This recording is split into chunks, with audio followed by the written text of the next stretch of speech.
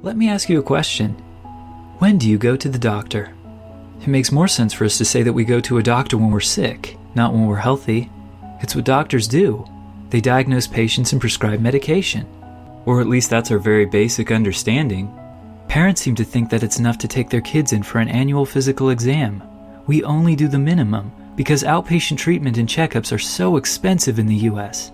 We wouldn't want to pay hundreds of dollars only to find out that our kids are perfectly healthy. Let's take a look at the US and the Netherlands. They are ranked 4th and 5th among the richest countries in the world.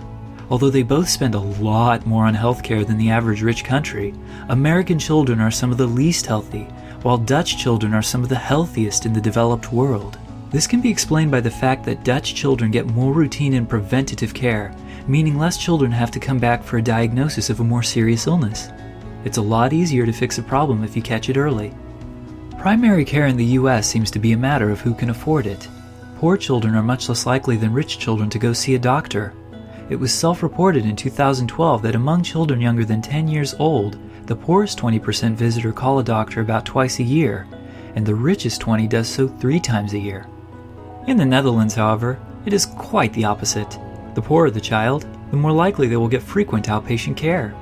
Among children younger than 10, the poorest 20% contact the doctor about 5 times a year, compared to 3.7 times a year for the richest 20%. Which makes sense, because the children with the most health problems, of course, are the poor, not the rich, and the aim of healthcare should be meeting the needs of every child, especially those who are most in need of it. Now let's glimpse into the developing world, where going to the doctor most of the time is not even an option, neither for preventative nor diagnostic care. In countries like Haiti and South Africa, where homes are badly ventilated, working conditions are poor, and populations are high, airborne diseases like tuberculosis become easier to spread, and patients are more likely to carry multiple drug-resistant strains of bacteria. This further entrenches the cycle of poverty where the rich are made poor, and the poor are more likely to get sick. Due to the growing resistance to available drugs, which means that the disease is becoming more deadly and harder to treat, TB will rob the world's poorest countries of about $1 to $3 trillion over the next 10 years, and will drive up TB deaths by 2.4 million a year in 3 decades. So why don't Americans think this is a problem? It might be because in the US, TB death rate has plummeted since the 90s, and multi-drug resistant tuberculosis has decreased slightly over the years. There were only 91 cases of MDR-TB in 2014.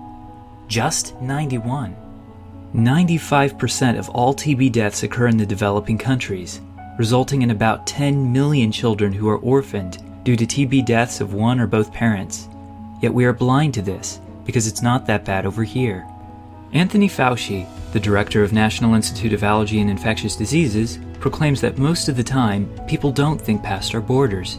Knowing what TB can do to our future and to those in the developing world, this got the attention of many health leaders and physicians to establish organizations like the TB Alliance, Partners in Health, and Doctors Without Borders.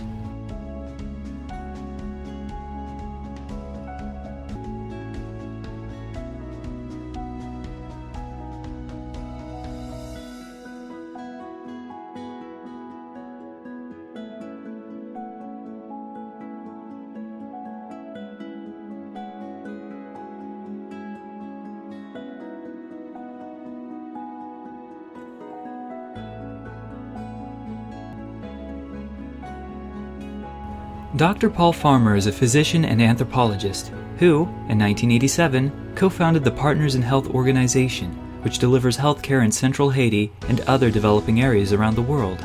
Greatly saddened by such healthcare inequality, he said, because you were born in Haiti, you could die having a child. The idea that because you're born in Malawi, your child may go to bed hungry. We want to take some chance out of that. He came up with a solution to fight against TB. He built community-based care systems in the poorest and sickest places, and then went on to teach people in the community as well as healthcare professionals to preserve and uphold that system. A community-based care system is one where nurses and other workers visit people to make sure they follow the right prescription and take their medication. This is crucial for the fight against TB, because the disease requires a lengthy course of antibiotic treatment, lasting anywhere between 6 months to 2 years. The drugs that work are toxic to the person taking it, and so the side effects can be discouraging.